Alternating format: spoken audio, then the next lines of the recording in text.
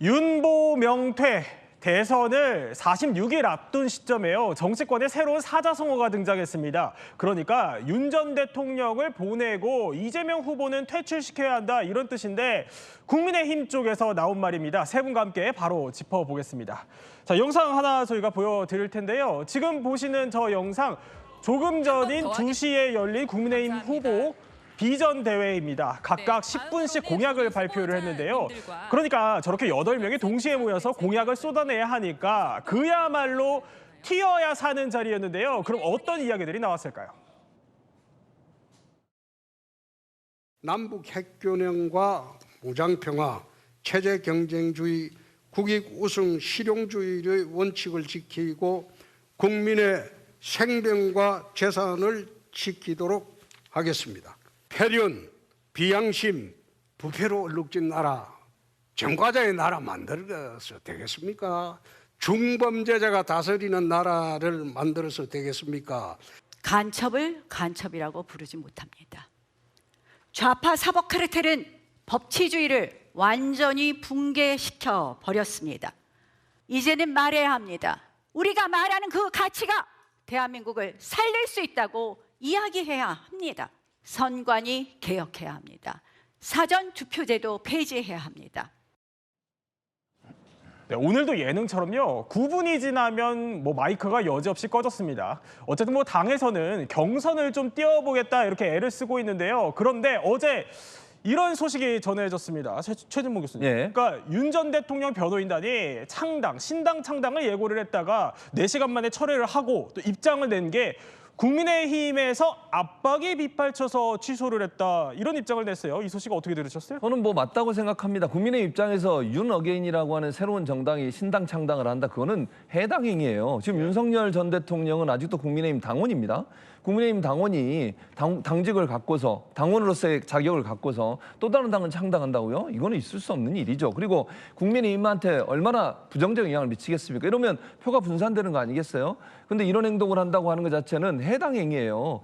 윤석열 대통령이 여기에 입김을 가했냐 안 했냐 여러 논란들도 있지만 저는 윤 어게인 신당이라고 하는 이 창당이가 나오는 것 자체가 국민의힘에게 상당히 큰 악재가 될 겁니다. 아니 그렇지 않아도 열심히 지금 해보려고 뛰고 있는 국민의힘 후보들한테 얼마나 힘 빠지는 얘기입니까? 있을 수 없는 얘기고요. 그러니까 4시간 만에 이렇게 처리한 것도 당에서 당연히 압박이 갔을 거예요. 이거는 정말 그렇지 않아도 지금 힘을 다 합쳐도 이재명 후보, 그러니까 지금 강력한 후보니까요. 이길까 말까 한 상황인데 그런 상황에서 새로운 당을 창당하면 또 표가 분산되지 않겠어요? 네. 이게 국민의힘한테 무슨 도움이 되겠습니까? 자, 어쨌든 국민의힘에서는 윤 전 대통령에 대해서 굉장히 좀 조심스러운 입장을 보여왔는데요. 어제부터는 좀 달라진 기류도 감지됩니다. 저희는 해프닝으로 이해하고 있고요. 신당 창당이라든지 등등은 특히 젊은 지지자나 이런 분들 위주로 어떤 의견을 표출하실 수는 있는데 계속 논의될 수 있는 어떤 의견이지 현실로 진행되기는 좀 어렵기 때문에 경선 자체가 사실은 좀 공정치가 않죠. 지금 윤 전 대통령이 어떤 입장을 좀 내가지고 경선에 개입하는 그런 분위기를 만든다면 그때는 당에서 그러면 이건 발언 자제해 주십시오. 이런 그럴 가능성도 없지는 않다라고. 자, 해프닝이라고 선을 긋고 신동욱 수석 대변인은 윤 대통령이 개입한다면, 윤 전 대통령이 개입을 한다면 지도부 차원에서 자제해달라고 나설 수도 있다 이런 가능성까지 내비친 건데요. 그런데 경선 후보들은 당황스러워하는 분위기입니다. 이렇게 탈당 결단을 내려야 한다. 그리고 또 자외행위다라면서 그야말로 절연을 요구하는 목소리가 공개적으로 나오고 있는 건데, 자, 정광진 대표님. 네. 이 경선 후보들 가운데서도 지금 이 소식이 좀 제일 안 달가울 쪽이 어느 쪽이라고 보세요? 이제 윤석열 전 대통령의 헌재 파면 결정은 정해진 과거입니다. 우리 정당은 미래로 가야 하는데 언제까지 과거에 매몰돼서 미래로 가는 발목을 잡을 수는 없는 거잖아요. 네. 아무래도 윤석열 전 대통령이 이렇게 정치적 영향력을 행사하려고 하면 할수록 이른바 윤석열 전 대통령의 탄핵에 찬성했던 찬탄파 정치인들은 부담스러울 수밖에 없겠죠. 그렇다고 반탄파, 그러니까 윤석열 전 대통령에 대한 탄핵 반대를 요구했던 사람들, 그 사람에겐 유리할 것인가? 저는 그것도 어렵다고 봅니다. 사실 윤석열 전 대통령에 대한 정치적 구심력은 이제 거의 존재하지 않는다고 봅니다. 권력이라는 게 앞으로 미래 권력의 쟁취 가능성이 있을 때 그 권력 주변에 사람들이 몰리고 지지자들이 몰리는 것이지 그렇지 않은 권력에 대해서 이른바 죽은 권력에 대해서 얼마나 많은 사람들이 지지하고 환호하겠습니까? 저는 윤석열 전 대통령이 지금은 이렇게 자신의 목소리를 내기보다는 예. 당을 위해서라도 침묵해야 하는 시점이라고 생각합니다. 그리고 우리 당을 좋아하는 많은 분들도 윤 전 대통령에 대한 애정과는 별도로 당을 위해서 윤 전 대통령이 그런 현명한 처신을 해주실 것을 요구하고 있다고 생각합니다. 네, 어쨌든 간에요. 윤 전 대통령을 향한 탈당 요구를 두고 자 이렇게 시체의 난도질하는 건 도리가 아니다라고 했었던 홍준표 후보도요. 일단 신당 창당에는 낭설이다라면서 선을 긋는 모양새입니다. 보수권의 또 다른 잠룡은요. 지금 윤 전 대통령의 속내를 이렇게 짐작하기도 합니다.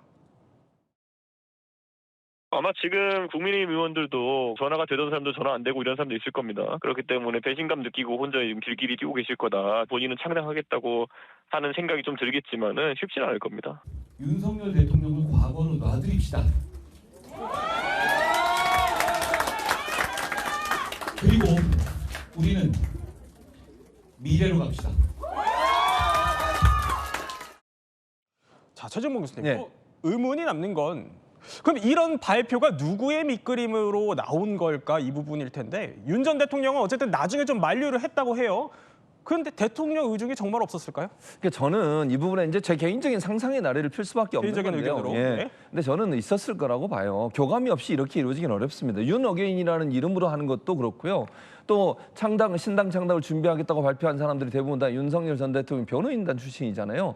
그중에 한 분인 배 모 변호사는 뭐 인터뷰에서 그런 얘기까지 했더라고요. 3번 정도 만났다. 그리고 나서 뭐 청년들과 함께 이런 정치적 활동을 하는 것을 마치 용인한 듯한 발언을 했다는 뉘앙스로 말을 했어요. 명확하게 뭐 신당 창당이라는 말은 없었지만 예. 젊은이들이 정치적 활동을 하고 뭐 윤석열 전 대통령과 함께하는 모습을 보이는 것에 대해서는 부정을 하지 않았던 걸로 보여집니다. 그러면 받아들이는 입장에서는 그게 명시적으로 신당 창당이란 말이 아니라 하더라도 신당을 창당해도 되겠구나 하는 어떤 윤허했다라고 하는 생각을 했을 수도 있다고 저는 생각해요. 예. 그러니까 해석의 차원의 문제인데요.